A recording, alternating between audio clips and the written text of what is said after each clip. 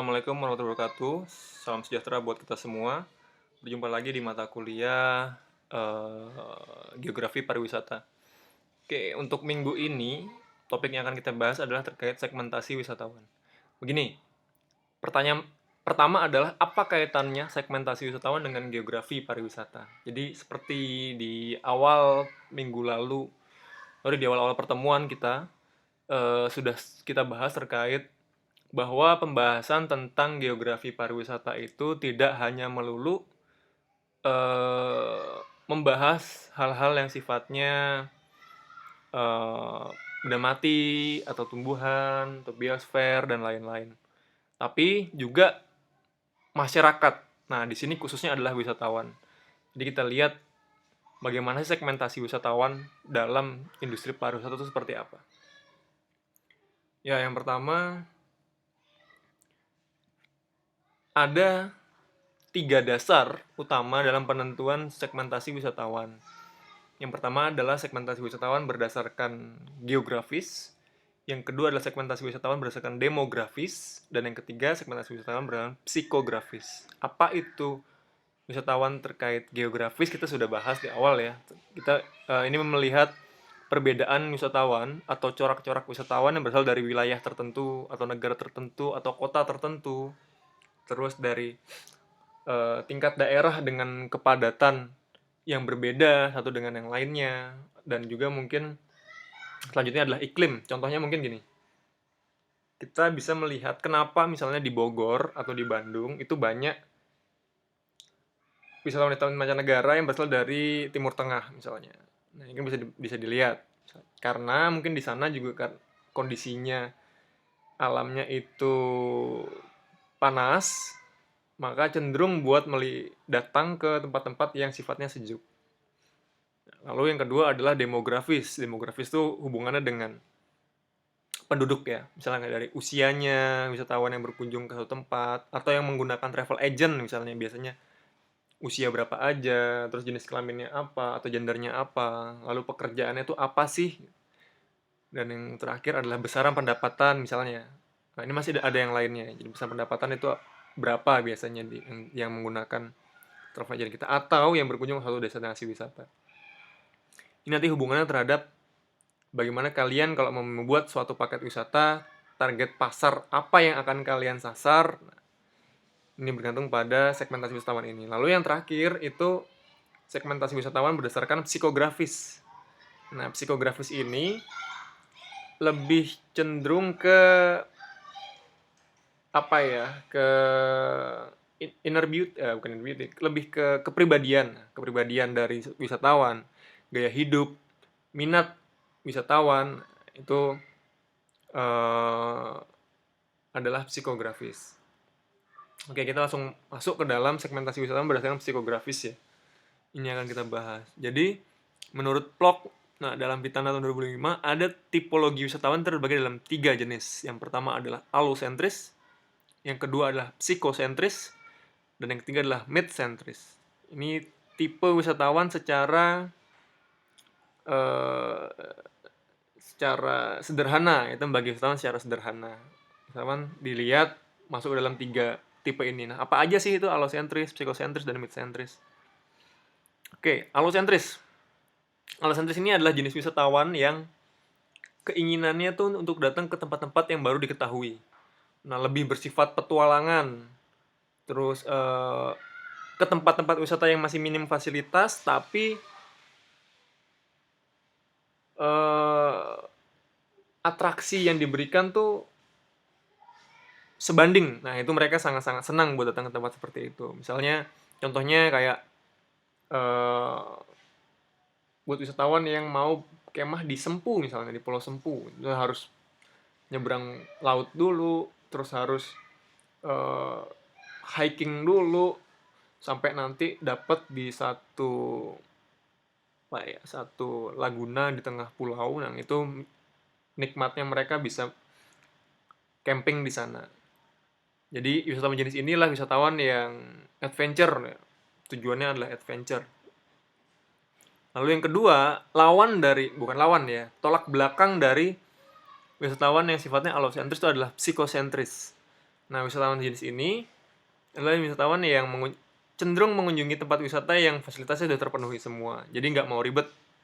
Dia nggak mau yang namanya harus eh, datang tempat wisata yang fasilitasnya masih minim, misalnya masih harus numpang di tempat warga, atau kalau naik kapal, misalnya untuk kapal yang masih kapal-kapal kecil, kapal-kapal nelayan, itu dia nggak mau. Kalau bisa ya langsung kapal yang fasilitasi mereka buat berwisata, gitu.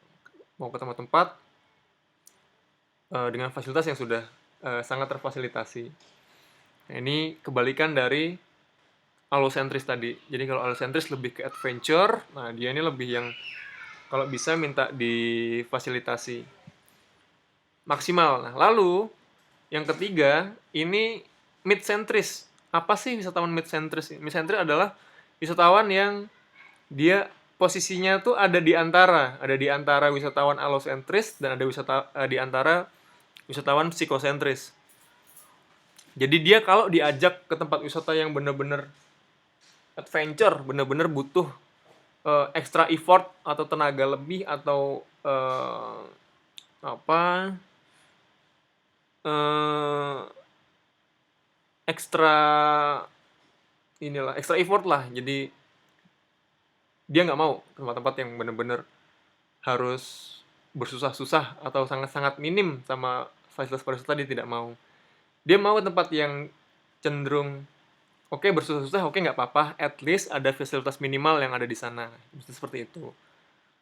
Lalu dia juga tidak mau ke tempat-tempat wisata yang sifatnya benar-benar sepenuhnya terfasilitasi, dia nggak mau. Mungkin ngerasa kurang tertantang juga. Jadi dia ada di tengah-tengah. Ya, ini adalah 3 tipologi wisatawan berdasarkan plok ya. Jadi ada tadi secara garis besar ada allosentris, ada psikosentris, dan ada midsentris. Nah, lalu sebenarnya kalau kita mau melihat lebih detail lagi, itu adalah 11 segmen psikografis wisatawan. Ini yang dikelompokkan berdasarkan aktivitasnya ya. Ini yang ke kanan, yang horizontal ini adalah jenis aktivitas yang dilakukan, hubungannya dengan culture and nature, hubungannya dengan nature, dan sampai yang terakhir adalah personal challenge. Ini ini aktivitasnya, lalu ini adalah tingkatan. Nah, ini ada tingkatan interaksi yang dilakukan oleh wisatawan. Pertama adalah hanya observation atau tingkat interaksi dalam suatu kegiatan yang paling rendah.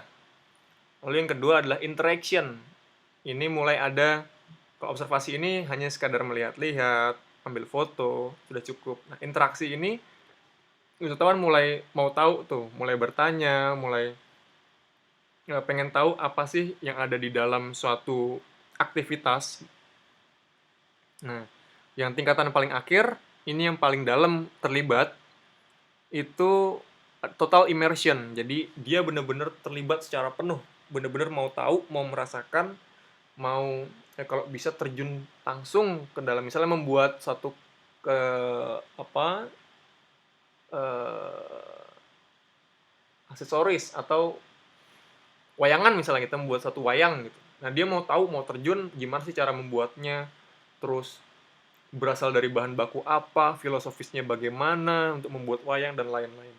Ini adalah tingkatannya. Kalau dibagi dalam bagian ini, itu sebenarnya segmentasi terbagi ke dalam 11 tipe yang berbeda. Nah, kita akan lihat 11 tipe ini. Yang pertama, ada yang namanya culture appreciator. Jadi culture appreciator ini atau penikmat budaya, dia ada di posisi bawah ini ya. Jadi tingkat keterlibatannya rendah, dan yang mereka cari kebanyakan adalah culture. Nah, apa sih itu culture appreciator? Ini adalah jenis wisatawan yang pengen tahu tentang konteks sebuah budaya dan bisa mengkaitkan dengan masa kini. Nah, mereka tuh cenderung pembelajar yang baik, membaca yang baik, terus pengen tahu apa sih sejarah-sejarah dari suatu tempat gitu misalnya. Jadi mereka cenderung membutuhkan layanan pemandu wisata yang baik untuk menceritakan informasi-informasi yang ada di suatu destinasi. Nah, lalu yang kedua, culture lover. Culture lover nih ada di tingkat yang lebih tinggi daripada culture appreciator. Dia mulai mau sedikit lebih dalam dari hanya sekedar melihat sebuah budaya. Dia lebih ini fokusnya adalah di sini. Biasanya wisatawan jenis ini adalah wisatawan yang punya hobi-hobi tertentu ya. Nah, mereka tertarik kalau di suatu tempat itu sesuai dengan apa yang menjadi minat dia. Kalau itu sudah sesuai, maka harapan dia bisa menikmati, bisa tahu lebih dalam, sedikit lebih dalam tentang budaya yang ada di sana atau apa kegiatan-kegiatan aktivitas-aktivitas kebudayaan yang ada di sana yang secara interaktif, jadi bisa merasakannya juga. Lalu yang ketiga adalah authenticity seeker. Nah, untuk yang ketiga ini coba kita lihat di bagian authenticity seeker, dia ada di level total immersion. Jadi keterlibatan dalam kegiatan wisata itu sangat-sangat terlibat, sangat-sangat dalam dari sisi budaya. Apa sih authenticity seeker itu? Ini adalah segmen yang menyukai keaslian budaya yang masih bertahan, yang masih asli ya, belum tercampur dengan budaya lain atau modernisasi. Contohnya, saya ambil contoh misalnya di Yogyakarta itu ada namanya Museum Sono Budoyo. Nah, Museum Sono Budoyo itu setiap malam memberikan penampilan wayang yang hanya sekitar 2 jam. Nah, wayang 2 jam ini adalah bukan wayang yang lengkap ya, yang sudah dimodifikasi untuk ditampilkan ke wisatawan. Karena tampilan wayang itu, pementasan wayang itu memakan waktu dari jam 9 malam sampai pagi, sampai jam 4 pagi, jam 3 sampai jam 4 pagi. Nah, orang-orang yang authenticity seeker, dia nggak akan puas hanya melihat wayang di Sono Budoyo. Dia akan mencari pagelaran wayang yang asli tadi, yang sekian jam tadi, dari jam 9 sampai subuh tadi. Ini adalah yang authenticity seeker. Lalu selanjutnya, etnophile atau etnofil. Ini adalah segmen yang mencintai budaya manusia. Nah, mereka juga biasanya pengen terjun langsung untuk melihat suatu masyarakat tradisional atau masyarakat-masyarakat modern yang berusaha buat tahu atau merasakan kehidupan sehari-hari dari masyarakat itu sendiri. Misalnya cenderung mereka, misalnya kayak di Baduy misalnya ya, suku adat Baduy. Nah, wisatawan jenis ini dia pengen banget, akan sangat tertarik untuk bisa menikmati cara hidup orang Baduy itu seperti apa sih, mulai dari berpakaian, cara mereka makan, adat istiadat, dan lain-lain. Ini bisa jadi peluang juga buat kita membuat paket wisata yang targetnya adalah orang-orang tipe ini. Seperti itu. Ternyata ada orang-orang mencari hal-hal seperti ini. Dia kalau di Bagan ada di posisi keterlibatannya paling tinggi, sama seperti authenticity seeker ya. Terus selanjutnya adalah Globetrotter. Nah, Globetrotter ini dia sebagai penjelajah dunia. Atau kalau di Bagan dia ada di posisi interaction yang kedua. Interaction cukup ada interaksi, jadi nggak hanya mengobservasi. Yang biasanya culture and nature. Nah,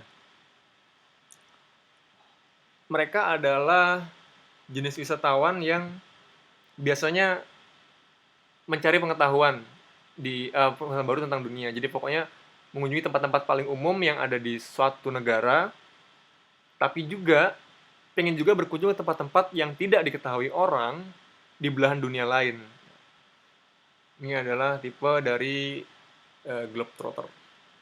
Selanjutnya adalah sightseer. Sightseer ini adalah segmen yang wisatawan yang hanya berkunjung ke wisata alam atau budaya yang paling penting atau populer. Jadi ke tempat-tempat wisata yang sudah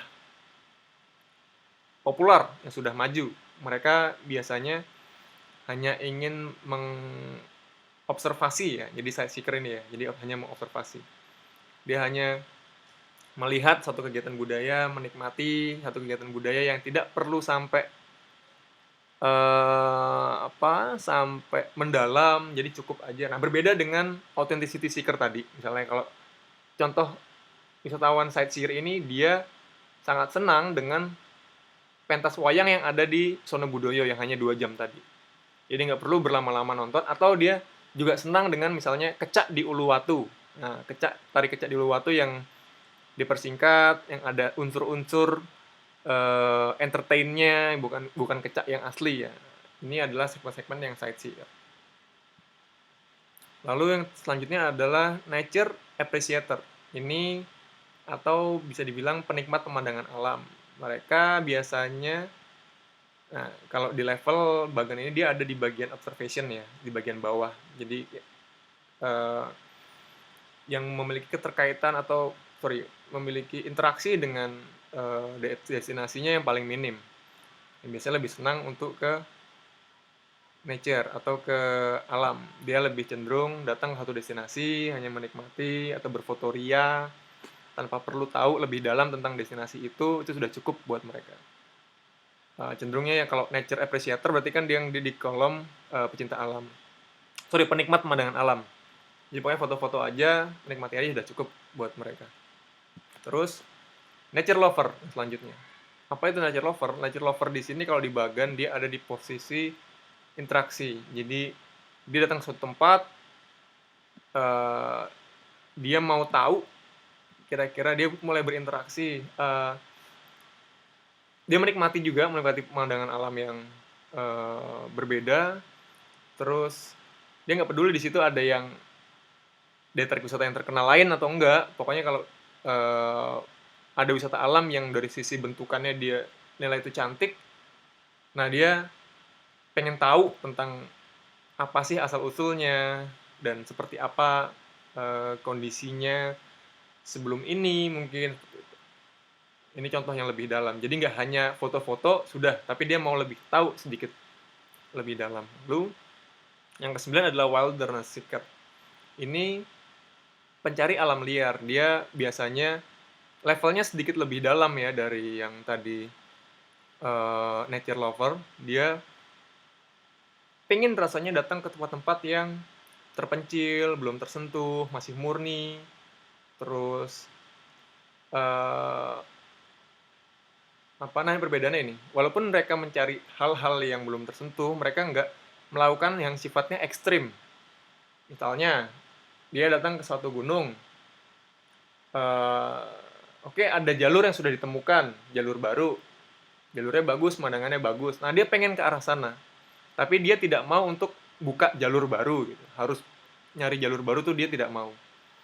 Jadi, dia lebih pengen melibatkan dirinya, tapi tidak sampai ke level yang ekstrim. Nah, biasanya kalau wisatawan jenis ini tuh masih ada beberapa yang menghindari menggunakan pemandu wisata. Jadi dia pengen merasakan pengalaman pribadi dia terhadap alam yang dia datangi. Lalu selanjutnya yang ke-10 adalah special interest adventure atau petualang minat khusus. Dia biasanya melakukan suatu kegiatan wisata adventure yang cenderung sesuai dengan minatnya. Jadi misalnya punya minat besar terhadap susur gua. Nah, dia akan mencari tempat-tempat wisata alam khususnya, yang menawarkan susur gua yang berbeda atau yang banyak orang lain belum datangi. Ini adalah yang special interest adventure.